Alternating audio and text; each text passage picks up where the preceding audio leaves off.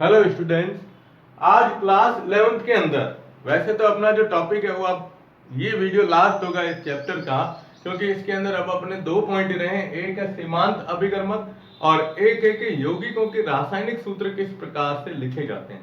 उससे पहले मैं आपको एक बात कहना चाहता हूं कि लास्ट वीडियो में जो हमने लास्ट न्यूमेरिकल सवाल लिया था, उस न्यूमेरिकल सवाल में कोई मेरे से मिस्टेक हो गई थी। उस सवाल को वापस मैं आपको 2 मिनट में थोड़ा सा वापस रिपीट कर देता हूं। देखो क्या था सवाल। सवाल ये था कि 2.5 ग्राम एसिटिक अम्ल को यदि 75 ग्राम बेंजीन में घोला जाए तो उसकी मोललता क्या होगी। ठीक है, अब मोललता के लिए आपको मैंने 3 स्टेप बताए थे।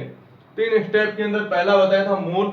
तो देखो मोल में तो क्या होता है, पदार्थ की मात्रा आपको दी गई थी, लेकिन यहाँ एसिटिक अम्ल है ना, इसका अनुपात 60 मैंने पहले लिख दिया है। ठीक है, अब आप इस पॉइंट को हटाओगे तो नीचे एक जीरो आएगा, तो क्या आएगा 25/600। ये तो मोल के बारे में हो गया। उसके बाद ग्राम को किलोग्राम में बदलना था, तो 75/1000 कर दिया। फिर अपन मोललता का सूत्र लिखते हैं। तो मोललता के सूत्र में क्या होता है, पदार्थ की मतलब जो अपन लेते हैं विलेय पदार्थ के मोल बट्टा इसमें आयत, ये ग्राम में लिया, किलोग्राम में भार लिया जाता है, तो वो इसके ये बटा में आता है। ठीक है, अब इसको जब हल किया था ना, तो मैं आपको मिस्टेक बता देता हूं कि 25/600 इंटू ये लिखा था अपन ने 1000/75। अब इसको हल किया था तो हल में क्या था, 2 जीरो से 2 जीरो गए। ठीक है, यहां आपने ये 25 एक बार और इधर ये कितना आया 3 बार। अब यहाँ दिक्कत ये हुई थी कि यहाँ 3 लिखना था और इधर कितना आ गया 5। 2 से जो अपन इसको काटते हैं तो ये 3 3 9 था। और वीडियो के अंदर क्या हुआ ना, मैंने यहाँ पर देखो अब ये क्या हुआ, ये 5 बटा आपको लिखना था 9 और मैंने उधर गलती से कुछ और लिख दिया था उसके स्थान पर। तो आप इसको इस तरह से वापस सॉल्व कर देना, और जब 5/9 तो 9 में 5 का जब भाग देते हैं तो इसका आंसर ये आता है लगभग 0.55। अब ये स्मॉल एम पीछे लिखा जाता है क्योंकि मोललता को किसके द्वारा दर्शाते हैं, स्मॉल एम के द्वारा दर्शाते हैं। तो ये वीडियो लास्ट वीडियो के अंदर जो यहाँ पर मिस्टेक हुई थी, इस मिस्टेक को इस तरह से थोड़ा वापस सॉल्व कर देना। ठीक है, अब देखिए, अब बात आती है इसके अंदर आगे, सीमांत अभिकर्मक क्या होता है। देखो कोई भी जब हम रासायनिक अभिक्रिया लिखते हैं तो एक रासायनिक अभिक्रिया के अंदर जब रिएक्शन पूरी चलती है तो रिएक्शन जब तक समाप्त नहीं होती है, यानी उत्पाद जब तक पूरा नहीं बनता है ना, तो अभिकारक में से ही कोई एक ऐसा अभिकर्मक होता है या अभिकारक होता है जो अभिक्रिया के पूर्ण होने तक उत्पाद के मतलब मात्रा के निर्धारण के लिए उत्तरदायी माना जाता है। और वो जो होता है ना, उसको अपन क्या कहते हैं, सीमांत अभिकर्मक के नाम से जानते हैं। तो इसकी परिभाषा ध्यान रखिएगा। इसकी परिभाषा ये है कि रासायनिक अभिक्रियाओं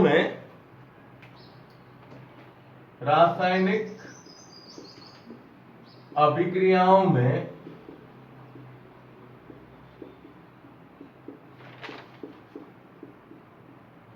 क्रियाकारक में से या क्रियाकारकों में से वह क्रियाकारक जो अभिक्रिया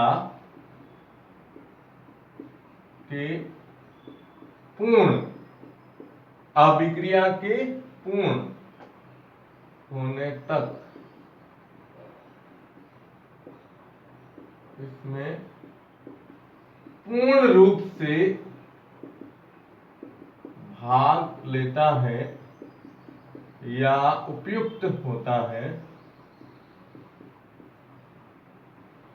या क्या होता है, उपयुक्त होता है, क्या कहलाता है, सीमांत अभिकर्मक कहलाता है।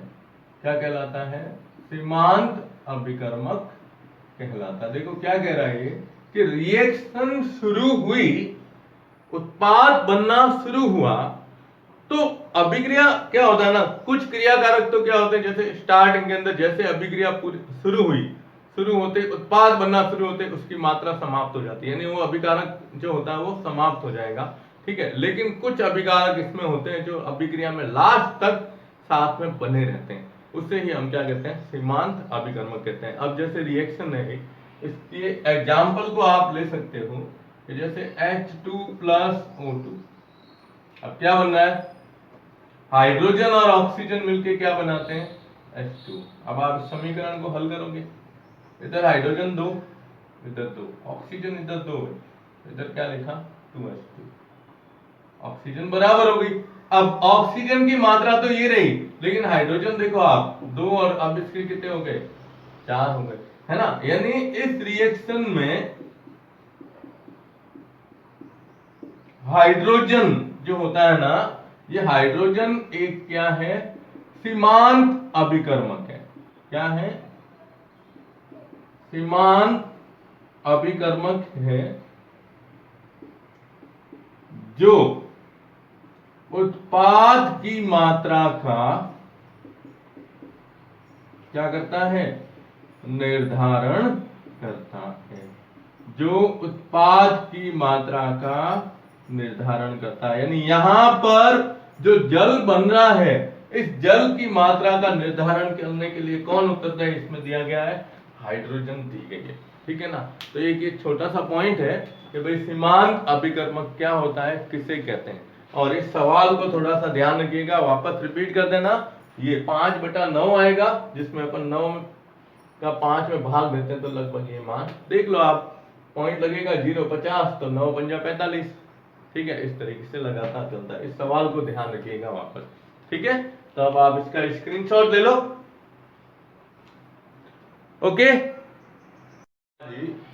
अब देखिए अपने इस पार्ट का लास्ट पॉइंट, अब ये पार्ट एनसीईआरटी सिलेबस के हिसाब से कंप्लीट हो रहा है। तो इसके अंदर दिया गया है कि रासायनिक सूत्र किस प्रकार से लिखे जाते हैं, यौगिकों के रासायनिक सूत्र को लिखने का क्या तरीका है। मैं आपको एक चीज और बता देता हूं कि 9th क्लास के अंदर जो विज्ञान के अंदर अपने 1-2 चैप्टर ऐसे दिए हुए हैं, जिसमें एक चैप्टर के अंदर ये रासायनिक सूत्र लिखना बताया गया, उसमें आपको संयोजकता दी गई होगी, धनायन और ऋणायन के बारे में बताया होगा, और फिर उसमें किस प्रकार से रासायनिक सूत्र लिखते हैं वो चीज बताएगी। लेकिन रासायनिक सूत्र की परिभाषा क्या है, देखो आप, रासायनिक सूत्र की परिभाषा है कि अणु को उसके परमाणु अवयवी परमाणुओं के संकेत के रूप में व्यक्त करना।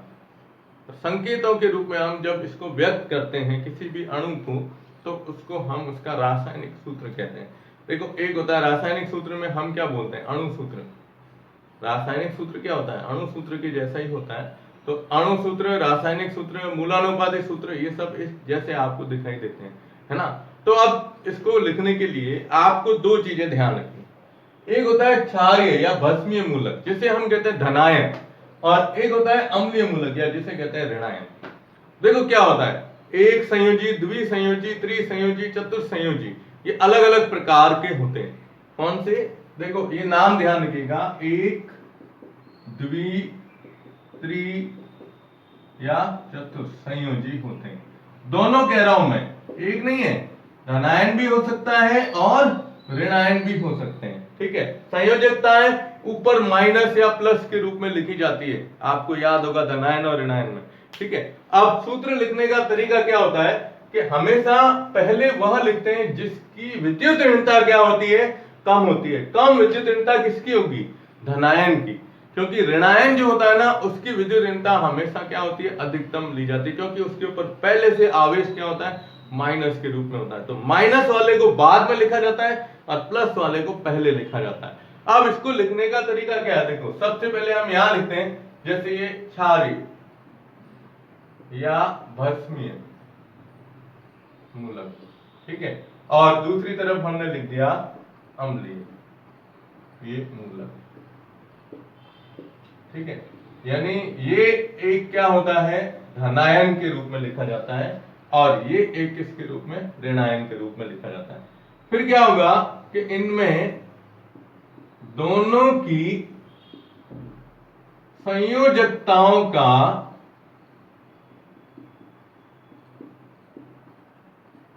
वज्र गुणा कर लिखा जाता है,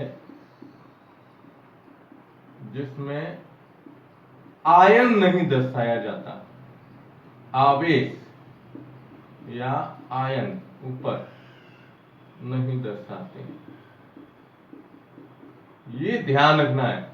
जैसे अब इसमें है ना, अब अपन देखो जैसे धनायन है तो इसमें एक ही है प्लस का, और इधर क्या है दो माइनस के। अब जब आप सूत्र लिखोगे तो ये a+1 लिखा है और b-2, ये संयोजकता इधर आएगी और ये संयोजकता इधर आ जाएगी। अब यहाँ एक है ना, तो एक दर्शाओ नहीं दर्शाओ कोई दिक्कत नहीं है, लेकिन अब देखो कैसे बनेगा सूत्र। एक ये, अब ये इधर आ रही है तो मैंने क्या कहा, इसमें आवेश या आयन ऊपर नहीं दर्शाए जाते हैं आवेश, तो इधर क्या है दो है ना, तो इसके नीचे लिख दो दो, तो A2 और फिर क्या है B।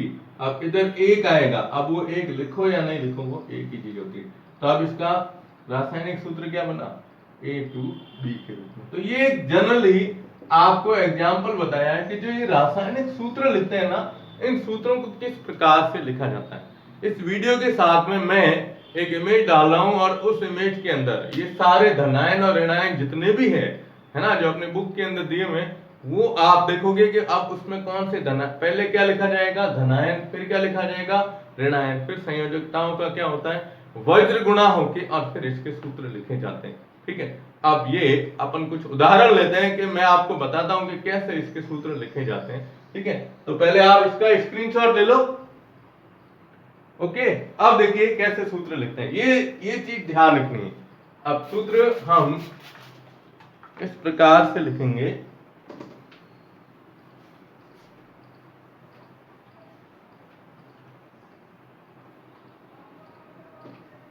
कि आपको जैसे नाम देंगे यौगिकों के, और ये सबसे बड़ी चीज है केमिस्ट्री के अंदर। केमिस्ट्री में सबसे बेस यही है कि आपको यौगिकों के सूत्र, संकेत वगैरह सब चीजें याद होनी चाहिए। ठीक है, क्योंकि नाम ही क्या है रसायन विज्ञान है। अब जैसे इसके एग्जाम्पल लेते हैं कुछ, जैसे पहला एग्जाम्पल आपको दिया, मैं अभी सिंपल ले रहा हूं, सोडियम क्लोराइड एक, दूसरा सोडियम कार्बोनेट, ठीक है, तीसरा पोटेशियम हाइड्रोक्साइड, ठीक है, चौथा सोडियम सल्फेट, ठीक है, और पांचवा जैसे अपन लेते हैं, कोई भी अपन ले लेते हैं, जैसे धनायन में आप ले लो एल्यूमिनियम क्लोराइड। ये सिंपल एग्जांपल अभी आपको बता रहा हूं। देखो बुक के अंदर सबकी संयोजकताएं आयन दिए हुए हैं। सबसे पहले क्या आता है सोडियम, सोडियम को दर्शाते हैं किसके द्वारा Na, इसकी संयोजकता होती है प्लस की एक, तो इसको केवल प्लस के रूप में दर्शा दिया। क्लोराइड, क्लोराइड होता है Cl, ऊपर संयोजकता होती है माइनस की एक। अब इसमें क्रॉस करो, यूं वज्र गुणा करो, तो ये इधर एक इधर एक, दोनों की एक एक है ना, कट जाएगी, तो इसका सूत्र क्या बनेगा NaCl, ये सूत्र हो गया। अब यहां देखो सोडियम संयोजकता प्लस की एक, लेकिन कार्बोनेट का सूत्र होता है CO3, है ना। अब ये पूरा एक है, ध्यान रखिएगा CO3, लेकिन इसकी जो संयोजकता है ना ये माइनस की दो है कार्बोनेट की। अब ये संयोजकता इधर आएगी, ये इधर आएगी। जैसे अपन ने AB वाला एग्जांपल लिया था, सेम वही है कि सोडियम की एक है तो इधर तो एक लिखो, नहीं लिखो कोई बात नहीं, लेकिन इसकी दो है ना, तो आप इसको जब सूत्र में लिखेंगे तो Na2 क्या आया CO3 आया। अब यहां आओ पोटेशियम, पोटेशियम की संयोजकता भी कितनी होती है एक होती है। हाइड्रोक्साइड का सूत्र होता है OH माइनस, OH माइनस, इसकी भी संयोजकता माइनस की एक होती है। तो यहाँ हम दोनों का ये वज्र गुणा करते हैं। चलो ये लिख देता हूं मैं यहाँ ताकि कंफ्यूज नहीं, तो एक एक दर्शाने की जरूरत नहीं पड़ती है। तो ये जब आप सूत्र बनाओगे तो क्या लिखते हैं कि पोटेशियम हाइड्रोक्साइड। ऐसे कैसे इनके लिख सकते हो नहीं, क्योंकि इनके सूत्र आपको याद होने चाहिए। तो सोडियम Na+1। अब ये सल्फेट है, तो सल्फेट का सूत्र होता है SO4, ऊपर संयोजकता कितनी होती है -2 होती है। अब आप बना दोगे। एल्यूमिनियम क्लोराइड, एल्यूमिनियम की संयोजकता होती है +3। अब ये ध्यान रखिएगा, एल्यूमिनियम की संयोजकता कितनी है +3 और क्लोराइड -1। अब देखो आप, ये इधर गया, ये इधर, एक इधर लिखने की जरूरत नहीं है, लेकिन जैसे ये इधर लिखोगे आप तो ये AlCl3 हो जाएगा। नीचे 3 लिखना है, बराबर में मत लिख देना, कोई कोई सूत्र यूं लिखते हैं तो ये गलत है, ध्यान रखिएगा। इसको बिल्कुल ऐसे लिखना है AlCl3। अब इसका सूत्र लिखोगे तो ये वज्र गुणा करते ही क्या आ जाएगा Na2SO, सोडियम सल्फेट। तो ये जनरल उदाहरण है कि हम जो सूत्र लिखते हैं उसको किस प्रकार से दर्शाया जाता है। अब 2 एग्जाम्पल और करवा देता हूं, फिर आप आगे उदाहरण अपने आप करते रहिएगा। ठीक है, चलिए स्क्रीनशॉट ले लो। ओके, अब ये 2 उदाहरण और करवा रहा हूं, ठीक है, और पाठ आपके कंप्लीट। अब जैसे